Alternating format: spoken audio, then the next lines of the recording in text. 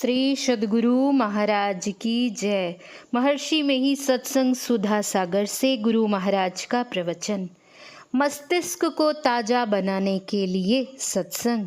प्यारे लोगों, जिस क्षेत्र में हम लोग सत्संग कर रहे हैं वह बड़े महत्व का है। यहाँ भगवान बुद्ध बहुत सत्संग किया करते थे। यहाँ निकट ही वेणु वन में भगवान बुद्ध सत्संग कराया करते थे। यहाँ और भी पहाड़ पर उनका स्थान है। यह पुण्य भूमि है।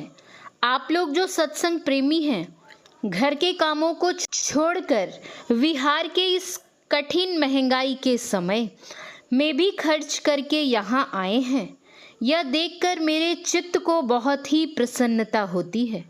हम लोग क्यों आए? इसलिए कि जहाँ 2500 वर्ष पूर्व भगवान बुद्ध सत्संग करते थे, वहाँ सत्संग करें। सत्संग से हम क्या सीखते हैं? बच्चे खेल खेलने में, खिलौने में खुश होते हैं। वे कुछ वर्ष खुश रहते हैं।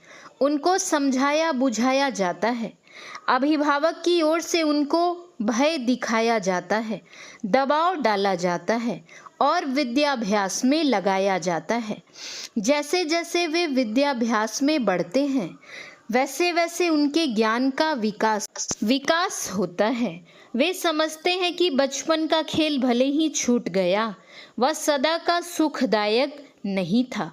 पढ़ लिख लेने के बाद कर्तव्य और अकर्तव्य को समझने लगते हैं तथा उचित विचार कर उचित कर्म को करते हैं। ऐसे ही वे चलते हैं। यहाँ ऐसे बच्चे हैं जो देखते हैं कि केवल संसार के ही काम हैं, जो संसार के आगे का ख्याल नहीं रखते, वे भी बच्चे हैं। मैं कहूँगा जिनको जीवन के बाद का ख्याल नहीं है, चाहे वे कितनी अधिक उम्र के हो गए हों, फिर भी वे बच्चे हैं।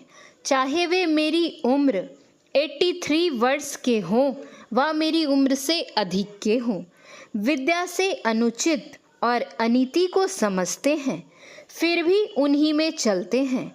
किंतु सत्संग से ज्ञान सीखकर जो संसार के बाद को भी सोचते हैं, उनको पता लगता है कि यह शरीर छोड़कर जाना है, लेकिन पता नहीं कहाँ जाना है।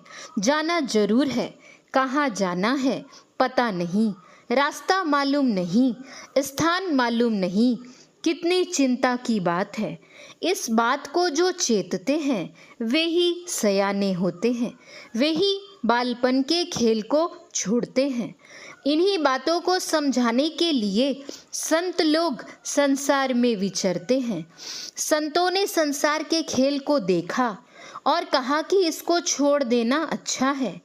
एक बात तो यह है कि संसार के कामों से उपराम होना, और दूसरी बात यह है कि संसार के कामों में लगे रहने पर भी संसार से उपरामता रहे। संसार के कामों में त्रुटि नहीं होने देकर उसमें उपरामता रहे, यह उत्तम है।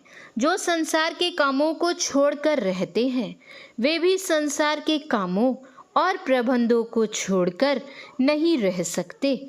मनुष्य को समझ में आवे कि रास्ता क्या है, जाना कहाँ है, सबसे उत्तम स्थान कहाँ है, यह भी संसार का ही काम है।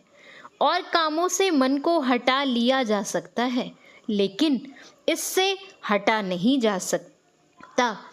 बड़े बड़े संतों महात्माओं को ऐसा ही देखा गया। वे लड़ाई के मैदान में नहीं गए, खेती करने नहीं गए, नौकरी नहीं की, लेकिन यह काम अपने ऊपर ले लिया कि चलना है रहना नहीं, चलना बेस्वाबिश। यह ख्याल देते रहे चलना किस रास्ते से है, कहाँ जाना है, इस बात को समझाते हैं। यह समझाना निर्वाण में जाकर नहीं होता, संसार में रहकर ही करते हैं। दूसरे वे हैं जो संसार के कामों को करते हुए अपने चेतते हैं और दूसरों को चेताते हैं, जैसे भगवान श्री कृष्ण। भगवान बुद्ध सन्यासी हुए, औरों को भी उन्होंने सन्यासी बनाया। भगवान बुद्ध के समय में जितने सन्यासी हुए, उतने किन्हीं के समय में नहीं। केवल सन्यासी ही नहीं बनाए, राजा और सेनापति भी उनके शिष्य थे। उनको उन्होंने सन्यासी नहीं बना लिया, उस तरह की शिक्षा दी। करते कर्म करो विधि नाना, सुरत राख जहाँ कृपा निधाना। युद्ध भी करो और स्मरण भी करो, तन काम में मन राम में। कर्म करे करता नहीं, दास कहावे सोए। कबीर साहब कर्म करते थे। उन्होंने अपने जीवन यापन के लिए किसी दूसरे पर भार नहीं दिया। थोड़ा बनिज बहुत होए, बाढ़ी उपजन लागे लाल मई। संतोष उनको बहुत था, थोड़ा सा काम करते थे, अपना जीवन यापन जिससे हो। मतलब यह कि जो सन्यासी हो जाते हैं उनका कर्तव्य हो जाता है कि वे संसार के पार को बतावें। संसार में सदा रहना नहीं है। समर्थ रामदास ऐसे थे कि वे शिवाजी राव को चलाते थे, राजा को भी अपनी राय देते थे। शिवाजी ने कहा कि मैं तप करूँगा, समर्थ ने कहा मैं तुम्हारा तप करता हूँ, तुम तलवार लो। गुरु गोविंद सिंह जी महाराज ने दोनों काम करके दिखाया, भजन भी तलवार भी। गुरु गोविंद सिंह जी महाराज कभी अनीति में नहीं गुजरे। बेटे मर गए लेकिन उन्होंने शोक नहीं किया। उन्होंने समय को देखा, संसार में युद्ध ही युद्ध होता है। वेद के उपदेश से यही मालूम हुआ कि इंद्रिय का सुख सुख नहीं है, संसार के पदार्थों में सुख नहीं, ईश्वर भजन में सुख है। भगवान बुद्ध के वचन का धम्मपद ग्रंथ से पाठ हुआ, उसमें भी यही आया, ईश्वर भजन करो। ऐसा तो उसमें नहीं आया, लेकिन यह आया कि संसार के सुखों में आसक्त मत हो। तब क्या करो, संसार के सुख में नहीं फंसकर शरीर सुख से जो विशेष सुख है उस ओर चलो, निर्वाण की ओर चलो। यह संसार जो दीप टेम के समान जलता है, सदा के लिए बुझ जाए, उधर चलो। हम लोग इन्हीं बातों को याद दिलाने और जो नहीं सुने हैं उनको सुनाने के लिए यह सत्संग करते हैं। जिनको सत्संग का चस्का लग जाता है वे दूर दूर से आते हैं। उनके मस्तिष्क को ताज़ा बनाने के लिए सत्संग होता है, सुनकर लोग विद्वान होते हैं। भगवान बुद्ध ने जो वचन कहे थे लोगों ने सुने, याद रखे, लिखे तो पीछे गए। उपनिषद के पाठ में आया कि भवसागर को पार करने के लिए सूक्ष्म मार्ग का अवलंबन करो। स्थूल रास्ते पर चलकर संसार भर ही रहोगे, बाहर नहीं जा सकते। संसार का मार्ग तो यह है कि यहाँ से कलकत्ता जाओ और कलकत्ता से यहाँ आओ, यह स्थूल मार्ग है। दूसरा मार्ग है कि शरीर छूटने के बाद, संसार से जाने के बाद आराम से रहना हो।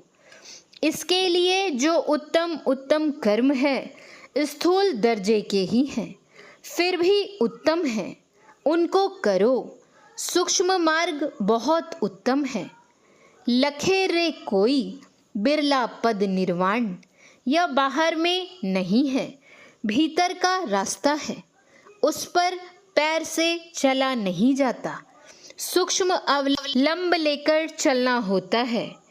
बिन पावन की राह है, बिन बस्ती का देश, बिना पिंड का पुरुष है, कहे कबीर संदेश। इस सत्संग से ये ही सब बातें बताई जाएंगी। मैं धीरे धीरे बतलाऊंगा कि सूक्ष्म मार्ग कहाँ है, उसका आरंभ कहाँ से है और अंत कहाँ है। मैं विश्वास दिलाता हूँ कि मैं बतलाऊंगा कि जहाँ से आपको फिर लौटकर इस संसार में आना नहीं होगा। श्री सद्गुरु महाराज की जय। यह प्रवचन नालंदा जिला अंतर्गत भगवान महावीर और भगवान बुद्ध के विहार स्थल राजगीर में 48वां अखिल भारतीय संतमत सत्संग का विशेषाधिवेशन दिनांक 28/10/1966 ईस्वी के प्रातःकालीन सत्संग में हुआ था। श्री सद्गुरु महाराज की जय। श्री सद्गुरु महाराज की जय। श्री सद्गुरु महाराज की जय।